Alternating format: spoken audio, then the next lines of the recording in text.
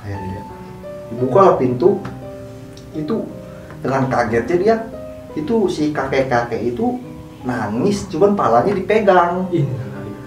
Ini si pala itu api semua bang. Ngedenger si Pak Ustadz itu cerita, itu aneh merinding tuh. Itu api aja, dia nangis aja. Pak Ustadz, tolongin saya mau ngaji, Pak Ustadz, saya mau ngaji. Tolongin saya, Pak Ustadz. Emang situ siapa? Katanya gitu, ditanya lah. Iya. Tolongin saya, Pak Ustadz, tolongin saya. Cuman ngunjuk rumah itu. Assalamualaikum warahmatullahi wabarakatuh. WhatsApp, dulur dan kawan-kawan. Kembali lagi bersama gue Paul. Dan di video kali ini gue akan membahas sebuah kisah mistis yang dimana gue kedatangan narasumber.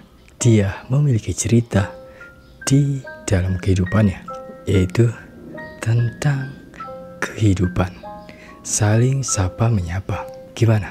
Penasaran? Seperti apa ceritanya? Tonton video ini terus. Sebelum kita ke videonya, jangan lupa klik tombol subscribe, like, dan komen. Dan jangan lupa juga nyalakan lonceng notifikasinya agar kalian tidak ketinggalan video terbaru dari gua. Oke, di sini aja.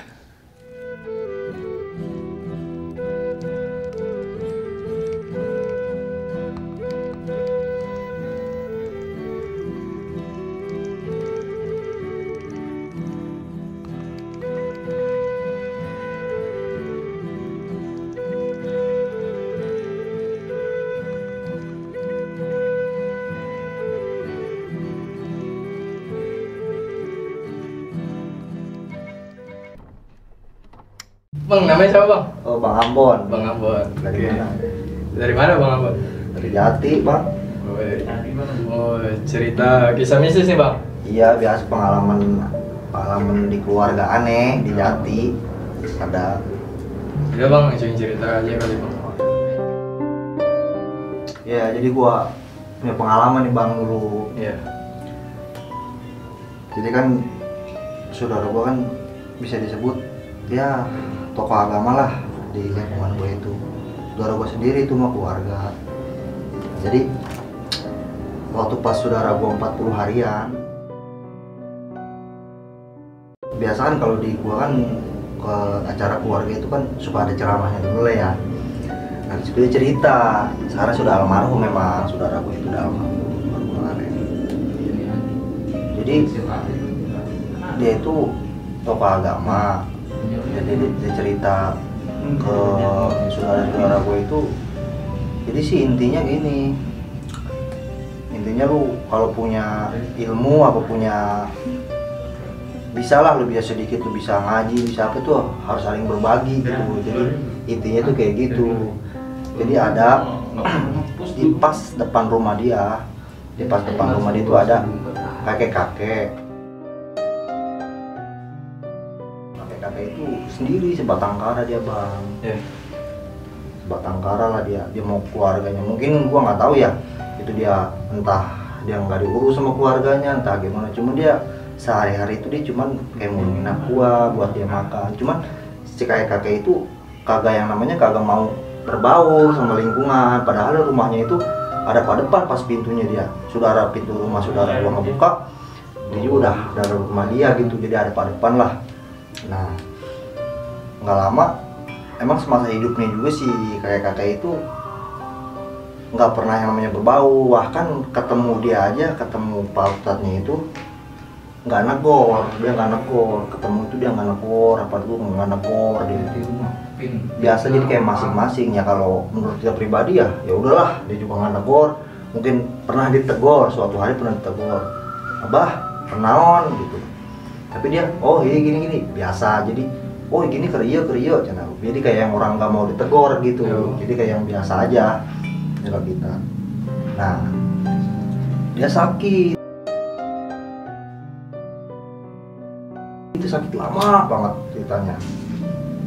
Dia sakit nggak lama, mungkin si ustadznya itu iba lah, dia merasa kasihan apa gimana, mungkin dijenguk lah dia, untuk posisi dijenguk emang dia posisi udah kurus, udah kurus banget, udah namanya orang sakit gimana sih, nggak diimpus, nggak diapa, jadi nggak ada tenaga gitu lah bang. Nah akhirnya dibawa dia ke rumah sakit,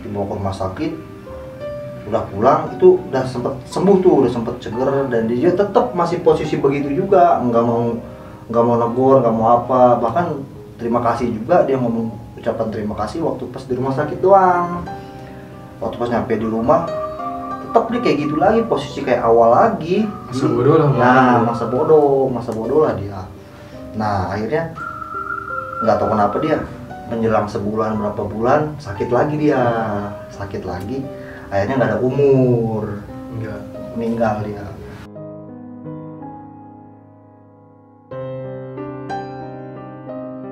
Nggak ada umur dia tuh lama.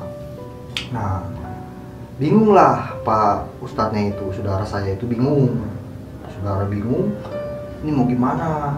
Bahkan dia bukan keluarga, jadi kan kita merasa takut apa kan, kita bingung, takut disalahin keluarganya tiba-tiba datang.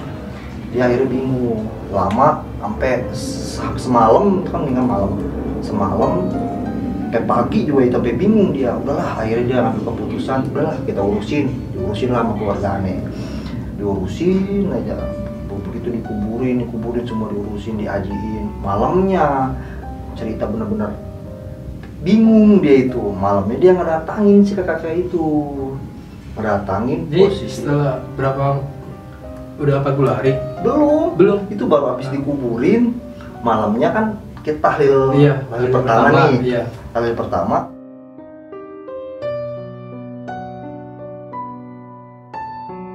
Itu langsung ngedatangin si kakak itu malam.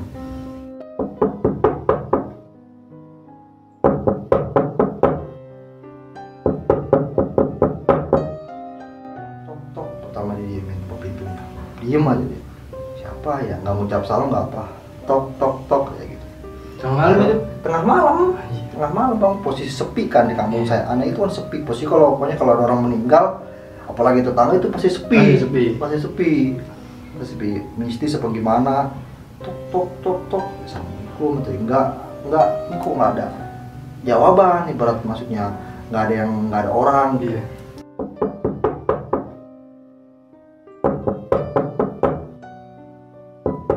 Akhirnya dibuka lah pintu, itu dengan kagetnya dia, itu si kakek itu nangis, cuman palanya dipegang. Ini si pala itu api semua bang.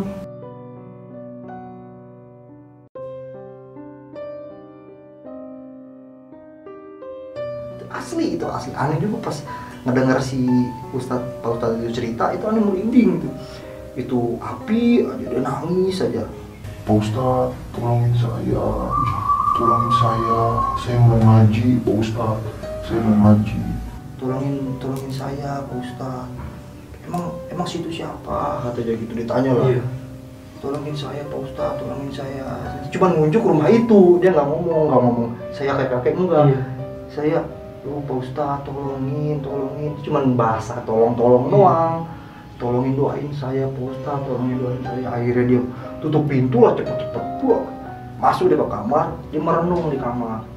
Apa jangan-jangan kayak kakek itu, kata dia gitu. Karena posisi si orang yang datang itu nunjuk ke kontrakan itu. Kontrakan itu nunjuk lah dia ke situ. Nah, akhirnya malam berikutnya datang lagi, itu selama 7 hari itu datangin terus. 7 hari datang terus. Anjir. Padahal mah posisi kan kita udah tahlil, walaupun tahlil seadanya lah. Bahkan dia punya santri, bisa ngajiin dari dia. Semua dari dia, itu jamaah nyolatin semua dari dia semua, tanpa biaya ibaratkan.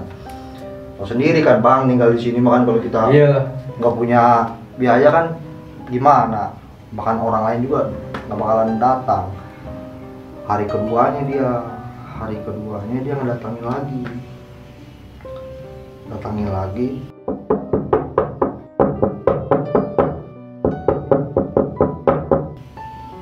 Tok, nggak dibuka sengaja tuh, dia udah tahu si bos itu udah tahu. Tok, sampai 3 kali tok baru dibuka. Aya naon ya gitu. Doain saya Pak Ustadz, tolong doain saya. Kata dia gitu. Udah didoain sama saya katanya gitu. Tapi tolong saya mau belajar ngaji, saya mau hidup kembali, saya mau belajar ngaji katanya gitu. Saya mau jadi orang yang sering nego, sering apa gitu. Jadi iba gitu maksudnya kumpul sama yang gimana gitu. Saya tidak mau begini, saya tidak mau begini, tolongin saya, tolongin. Itu ucap tolong itu bisa terus aja di telinga si Pak Ustadz itu. Apa ini ada apa kayak gitu. Tolongin saya Pak Ustadz, tolongin saya. Nah, akhirnya masuklah dia ke kamar. Itu terus itu berulang-ulang bang selama 7 hari. Hari ketujuhnya ini mah, hari ketujuhnya itu parah ini mah. Dia datang, tok. Dibuka lah. Kenapa tolongin saya Pak Ustadz, tolongin saya. Istrinya keluar. Kak, ngobrol jeung saha sih? Gitu. Istrinya tuh nggak ngeliat. Oh, istri nggak ngeliat? Nggak ngeliat. Cuman si Wisata itu doang? Iya, kan bingung kan. Jadi istrinya tuh nggak ngeliat. Kak, ngobrol jeung saha sih? Wah, penting kayak gitu. Emang neng, tenempo naon? Eta si aki-aki jadi gitu. Henteu tenempo. Akhirnya dia masuk ke kamar. Ya nggak tahu lah itu nggak didoain apa gimana. Dia keluar lagi ngeliat si istrinya itu. Baru ngeliat. Astagfirullahaladzim kata dia gitu. Ini pala nih, api semua bang. Api ini bawa pala dia sendiri ceng-ceng begini aja ini. Begini aja, enggak ada palanya begini, tolongin itu aja. Sampai nangis istrinya masuk kamar, embung, siun dia gitu. Karena masuklah dia ke kamar. Pas dia udah masuk kamar, terus nangis aja di situ. Akhirnya ditanya lah sama istrinya, itu siapa kak? Cina gitu. Itulah si kakek yang kata pas itu. Jadi dia tuh minta tolong, minta didoain, minta belajar ngaji, gitu ya. Atau kumaha aja nangis. Oh, gue beda alam kata istrinya gitu. Siang-siang itu dia ngobrol biasa suasana suami istri itu pada ngobrol. Gimana lah dia udah beda alam, udah bukan wayahnya dia ngaji apa gimana, bukan wayahnya lagi. Ya akhirnya dia jarah nih ke kuburan si kakek itu. Itu udah hari keberapa itu? Udah ke-7, udah lewat udah bang. ke-7. Biasanya kalau di kita kan sampai 7 hari terus tahlil ya, sampai 7 iya. hari terus 7. Udah itu dia jarah ke sono berdua sama istrinya berdua doang. Enggak sama santrinya, enggak sama berdua doang dia jarah.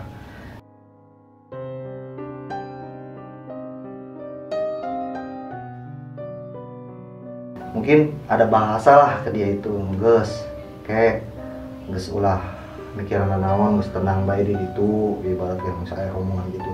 Didoakan ku kula cenah semoga kakek eta tenang lah ibaratkan untuk kaditu kadieu cenah geus itu. Emang yang didatangi itu bang dia doang. Si kakek itu doang, lainnya enggak. Bahkan pernah ada orang ronda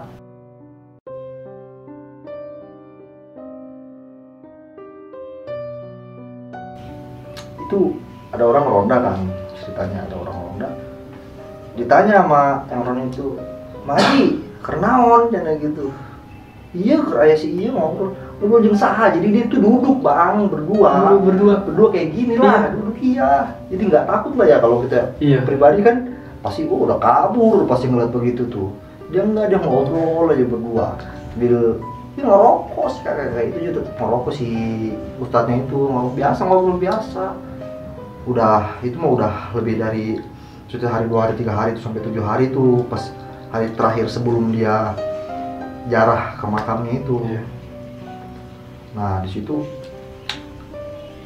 yang orang ronda itu, Maji bernaon gitu. Oh iya karena ngobrol cina gitu, ngobrol jeung saha. Iya jeung si abah iya cina gitu. Ih abah saha aja gitu. Iyalah orang keren ngobrol pula ge. Tapi dia bingung sih yang ronda itu. Dia posisi malam bang, tengah malam ya sekitar jam 2-an lah, tengah malam lah, udah sepi kan, orang posisi kerja kan biasanya pada kerja, jadi posisi sepi. Emang posisi di sana itu kontrakan semua, jadi setiap ada orang yang meninggal sepi, langsung sehari 2 hari sampai 7 hari itu sepi, nggak ada yang keluar malam. Begitu ceritanya. Jadi kesimpulan dari dia itu ini, dari saudaraan itu ya kiai itu, kalau punya apa-apa itu, punya ilmu, punya apa itu wajib. Itu udah diwajibkan untuk saling ingetin. Jadi walaupun kita ayolah kita ngajak gitu bang. Amalin lah. Nah, cuman kan kalau pribadi kita gini lah. Contoh masalah si kakek itu ya. Dia aja nggak negur, dia aja nggak apa. Kalau pribadi kita, ya udahlah biarin aja masing-masing. Tapi masih di dalam artian masing-masing itu dia tetap minta bantuan kan. Iya. Ya kan. Coba kalau misalkan posisi saya apa abang gitu, didatengin, lu pasti kabur. Cuman dia mencoba ngebuka gitu, kenapa ini kok bisa ini, kenapa. Nah, akhirnya dia sholat.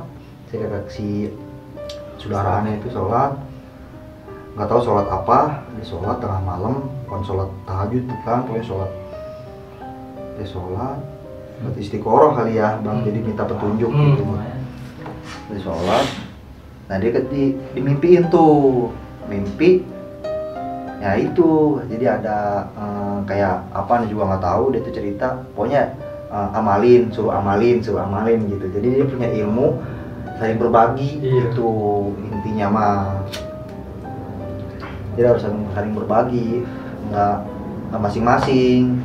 Makanya nyampe sekarang aneh sama keluarga itu punya bisa ngapain sedikit tuh. Kalau kita nggak bisa ngajarin, kita berbagi lah, kita ngajak, hayulah. Makanya dari situ, makanya aneh nyampe sekarang juga kadang suka ngajakin temen, hayulah gitu. Karena emang dari amanat dari dia, sekarang sudah almarhum, dia itu udah almarhum. Oh iya, Ustadz itu udah almarhum. Tapi emang gitu, agama Islam itu ya saling menegur lah, Iya, emang saling menegur bang, benar. Cuman kan posisi dia itu mungkin si Pak Ustadznya itu mikirnya dia aja nggak mau negur gimana, masa tahu-tahu ayo kita ngaji. Dianya posisinya hati dia belum mau, kita disangka wah ini so pinter amat. Nah, tanggapan orang kan beda-beda bang, makanya lebih baik dia ya udahlah, malah kayak gitu, malah ngedatangin. Ya, makanya kan Islam itu kan harusnya saling negur, saling ngajak, mau nggak maunya mah terserah dia. Ya emang posisi si Pak Ustadznya itu udah sempet ngajak bang, sempet negur. Semoga udah berkali-kali mah nggak enak lah ya. Nggak enak lah dia bisa takutnya. Wah, suci apa gimana, namanya tanggapan orang kan. Ya udahlah, malah kayak gitu malah nyusahin kan. Nyusahin saya juga kasihan, ibaratkan itu dia cerita sampai nangis, makanya dia sampai punya amanat. Ya buat dulu pula, jangan gitu mun boga ilmu saling tinggal urang babarengan, urang saling saling mengisi lah, saling melengkapi. Misalkan yang kekurangan terus saling ngajarin, yang mau bisa ngajarkan. Tapi dalam Sapa Menyapa itu emang ada sebuah kisah sih bang. Itu sahabat Umar. Si Umar itu ngomong sama Rasulullah, ya Rasulullah, kenapa sih nyapa? Masa saya mulu yang nyapa? Terus si Utsman itu dipanggil lah. Kenapa ditanya sama Rasulullah, kenapa kamu nyapa? Utsman itu ngomong lah, ya Rasulullah, saya nggak menyapa karena saya ingin sahabat saya ini ditempatkan di surga, karena dalam agama Islam dia yang menyapa akan ditempatkan di surga. Jadi barang siapa yang maksudnya yang tali silaturahmi, nah gitu memang iya. Cuman kan nggak habis pikir ya bang ya, jadi dia nyamperin gitu posisinya. Emang sih namanya orang kayak kita lah, siapa ya kan? Iya sih. Mau ngajak gak enak. Ngajak gak enak, takut kesinggung, gimana kan? Mau ngomongin dia omong so suci. Tapi udah bang, gitu aja bang. Iya gitu aja sih. Gimana kesimpulan dari video ini atau ambil hikmahnya? Kita sebagai manusia makhluk sosial, di mana kita harus saling tegur sapa, karena kita kalau sendiri tidak bisa. Dan dalam agama pun diajari bagaimana kita bersosialisasi dalam kehidupan, yaitu dalam agama Islam, yang dimana ada sebuah kalimat dengan kata La ilaha illallah Muhammadur Rasulullah, dengan ini kita hidup dan dengan ini kita mati. Dan sebagai umat muslim, kita semua saudara dan harus saling mengajak. Gimana menurut kalian? Komen di bawah. Sebelum kita berpisah, jangan lupa klik tombol subscribe, like, dan komennya. Dan jangan lupa juga nyalakan lonceng notifikasinya agar kalian tidak ketinggalan video terbaru dari gua. See you next video. Assalamualaikum warahmatullahi wabarakatuh.